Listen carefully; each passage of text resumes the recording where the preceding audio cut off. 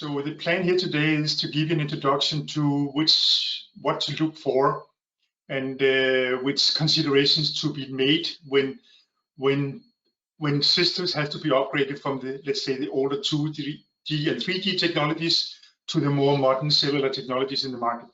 So I will come through that, give you an introduction to what considerations you need to do and look into. But to start off with a few words about SIMCom for those who do not know it. It's a Chinese origin. It's more than 20 years working with cellular technology.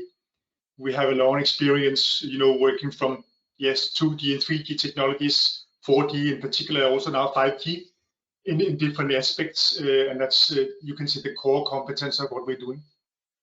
We do a lot of course, certifications and carrier support, and I'll come back to that in more details later. We still have all our design activities taking place in China in different locations. So we spend a lot of energy, money, and time on designing modules based on existing chipsets. Again, I will talk to that in a minute. So again, we have a long experience in this industry. This is our core competence. This is what we're doing. This is our bread and butter of let's say, of this one. So cellular connectivity is actually something we are really strong in. Just to give you an idea of our capabilities, because of course, making modules like us also requires a lot of technical test equipment to make sure. And just to show you here and illustrate that we just recently, actually mid last year, moved into new facilities in Shanghai, where we have a lot of new test room facilities, both from the RF side, but also from audio test side and even GNSS receiver side. So we have a lot of test equipment available now to do tests to make our systems even more reliable. And on the lower left-hand side, not that I'm going to spend much time on it, you can see a lot of 5G activities. And that's because we have invested heavily on equipment for 5G, but that will be for a later webinar, I hope. Something we also pay a lot of attention to is that once customers are designing with our modules, we very much want to be involved in the whole design process, the support together with our local distributors, like Ineltek, to ensure that you get first-hand technical support when challenges or issues arise with the modules of SIMCom you are working with. So just to make aware that we are, let's say, very close when it comes to technical support for designing activities, and the response time from the FA team, both locally in Europe as well as in Asia and China, are actually very, very fast. Just to give you an idea about what we actually do. In essence, what we do, we take the chipsets from known vendors like the ones you see on the left-hand side, Qualcomm, MediaTek, and ASR. As of today, earlier it was Intel, and even before Analog Device and ST when they were dealing in that space. But today it's mostly Qualcomm and MediaTek and ASR on which our modules are based. Clearly, Qualcomm is our core chipset vendor. That is the one we use in most modules today. And that is also a company where we have a relationship with for 16, 17 years. So I think we have a strong relationship with Qualcomm. Same goes with MediaTek. MediaTek is on the lower end scale of the cellular connectivity. We also have a long relationship there. But this picture also shows that being a module vendor, we need to engage with a lot of different companies. On the top-hand side, you see that cloud connectivity solutions, mean that we have capabilities of cloud certificates in the module. Of course, that needs to be certified, verified by the cloud providers. On the bottom side, also some other, you can say, connectivity providers that we are dealing with, and lots more of those have come later on.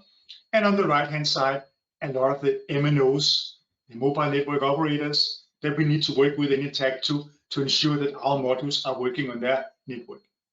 Some of these MNOs are more strict than others, especially the ones in North America, you may know, like AT&T and Verizon. They have a long, you can say, certification process, and we tend to, let's say, take all the modules that can work in North America to take through that certification process.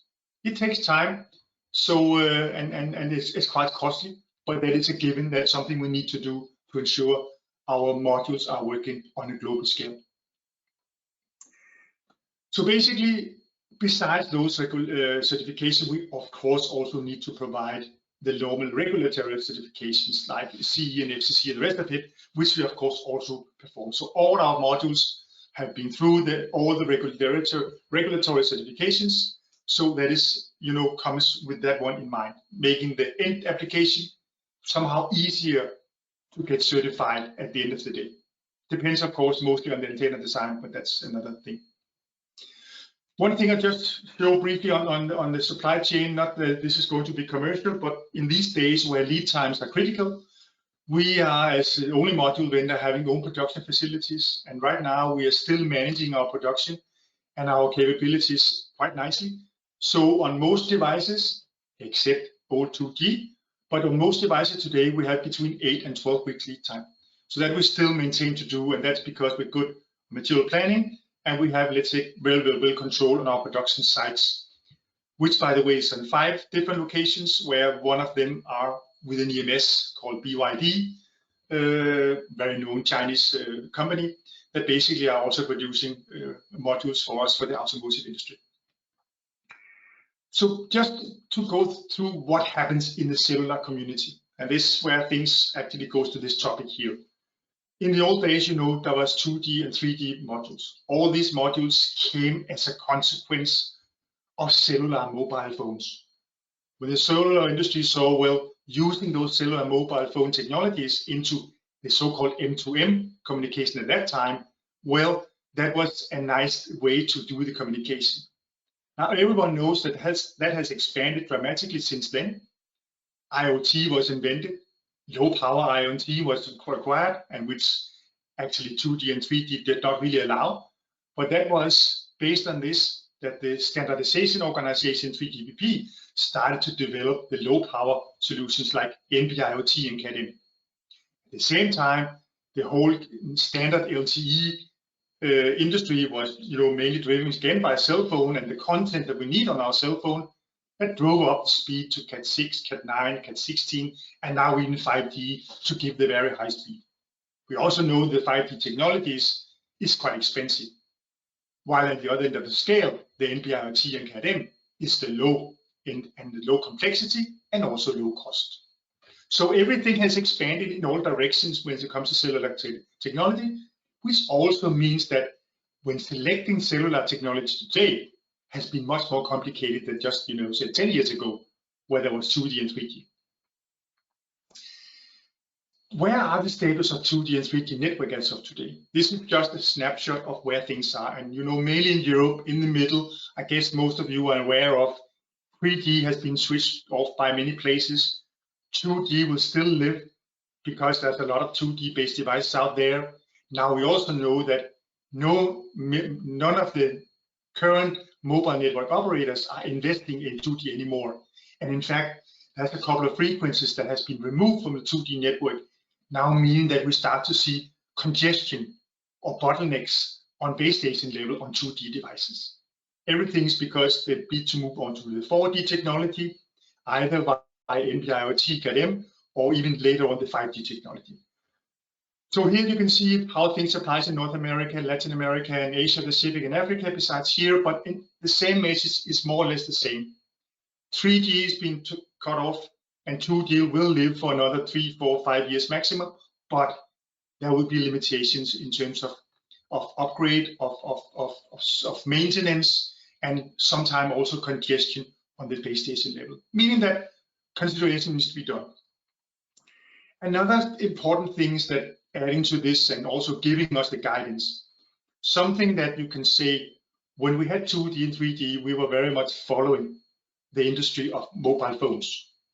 With the introduction of NB-IoT and CAT-M, there are no such things as mobile phones for that. So we had to see where the market industry goes. And since then, we now can see that even LTE Cat 1 and the other solutions are becoming more and more dedicated to the IoT space, moving away from the cellular communication, being low-cost data communication, very much driven by the need for connected devices of everything. So basically, you can see here, this is a research, an investigation done by API Research, that some of the dominating technologies for the future will be LTE Cat 1 or LTE standard and NB-IoT. NB-IoT mostly because it's China. In China, there is a lot of NB-IoT rollouts, not so much in Europe, but very much in China. But what we see now in Europe, that the LTE Cat 1 and Cat 1 bis is actually taking off as a supplement to Cat M and NB-IoT. And there's a reason for it. I'll come back to that. So right now we can see, if you take a snapshot of the modules that we're doing today, all the way from the left-hand side, the GNSS receivers, I don't want to spend time on that, the 2G and the 3G, which portfolio is becoming less and less because the chipset vendors are pulling out. We're not, let's say, investing any news in the 2G and 3G, so everything is going on to LTE or LPWA, like the NB-IoT Cat M, and even LTE Advanced and further up, not subject for today's discussion. So right now is the industry, like SIMCom and others, working on how can we close the gap, close the loop, you can say, by once the 3D and 2D are being removed. Now we know that NB-IoT Cat M has been a part of the answer, but we also know it's not the full answer, because even Cat M, NB has some limitation when it comes to coverage, especially outside Europe. And let's say in African continent or in some Asian continent, Cat M is not there. And even in African continent, NB-IoT is not there. But when you look in a global perspective, standard LTE Cat 1 are basically present everywhere where there are cellular network coverage, which actually gives, let's say, the opportunity to create, let's say, global devices. And one of the things you also will learn during this presentation is that we're still working with compromises. We're not there yet where we can say we have a true global covering device like we had the 3G and 2G yet. But the industry is going that direction. It will come eventually, but we're not there yet from anyone. So basically, just as I said, from the old days, the 3G and 2G was fairly trivial, if you can say so, onto the different kind of LTE technologies as of today. NB-IoT, LTE-M, or Cat M as it's called, standard LTE, LTE Advanced, even 5G, and move on. If you look at the modules that we are doing on the LPWA stuff first, there you can see, well, we have a number of low power wide area modules that basically supports both Cat M and NB-IoT. And that is the devices that can be deployed. They've been around for quite some time, and a lot of applications are out there using Cat M and NB-IoT. Now, that roadmap here is mostly driven, at least on the upper side, by Qualcomm. It's a popular device, different versions for having, let's say, LTE-M/NB, and even for the large part, a 2D fallback capability. On the lower hand side, we have NB-IoT only, and NB-IoT only is a very simple, cellular connectivity where the cost is a key, power consumption is key, and those elements are very, very key. If you look at the LTE roadmap, we take this first before I go into the next one, which I think is even more important, is that we take the LTE standard. We have historically been working very much with Qualcomm's chipset. They are very well proven. They are working very nicely. They are robust. They are certified globally, etc. But they are also quite costly.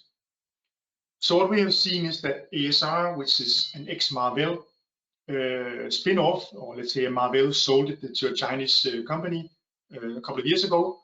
They have this company ASR have finalized the chipset and generated a number of, you can say, more IoT-friendly standard LTE Cat 1 devices, smaller size, lower cost, and more, let's say, IoT-friendly capabilities like Bluetooth, low energy, and even, let's say, Wi-Fi scan capabilities, if needed, introduced into the chipset at a different price. Now that allows, let's say, a whole new area of applications moving onto LTE Cat 1.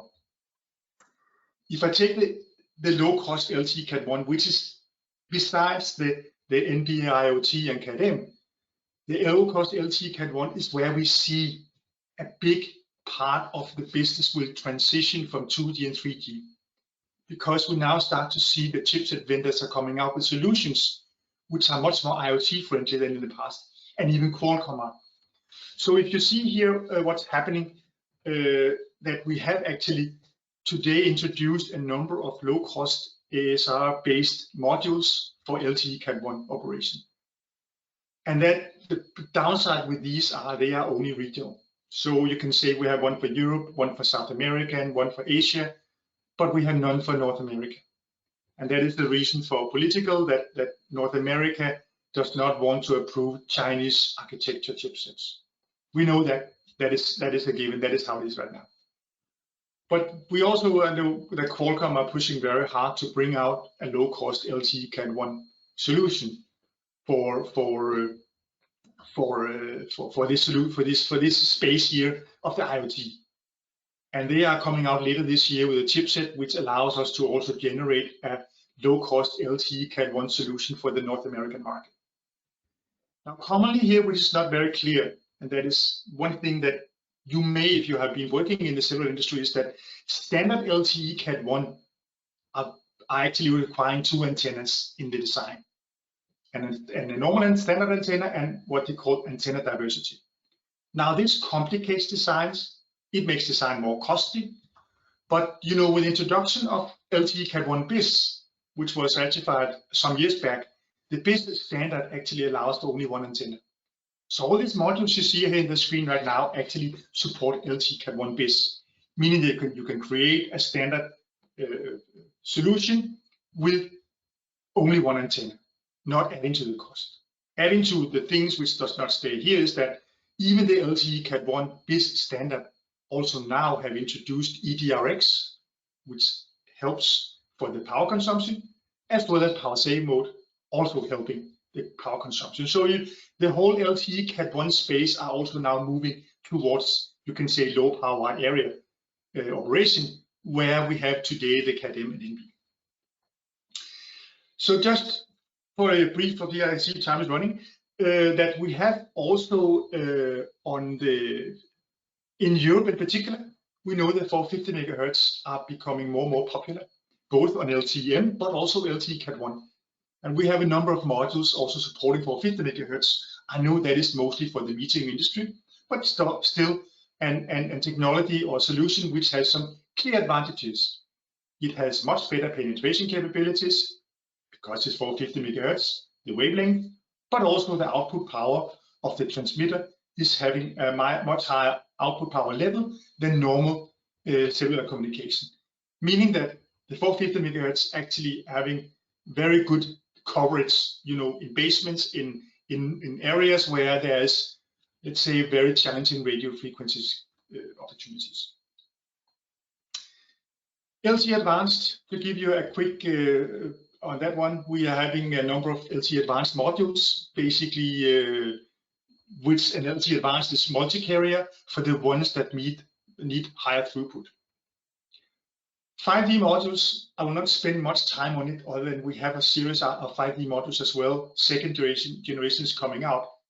But what is worth paying attention to, which you may have noticed in one of the first slides I showed, is that even the NB-IoT and Cat-M radios, which today are the 4G or the LTE standard kind of radio interface, are now being worked on being the so-called new radio, allowing the NB-IoT Cat-M be so-called new radio ready. Now that is a little bit in the future, but that is the direction it's going. So all these devices will also work on the so-called 5G new radio standards. Smart modules, we have a couple of smart modules just to tell you that everything is included. It's Qualcomm Snapdragon in the device, which basically has a host processor built in, a memory and display and controllers of different kind, and it's typically Android operating system that is running on these devices here. GNSS receivers, just to give you an idea, we have standard PVT, precision velocity time receivers, and that's just to show that is here.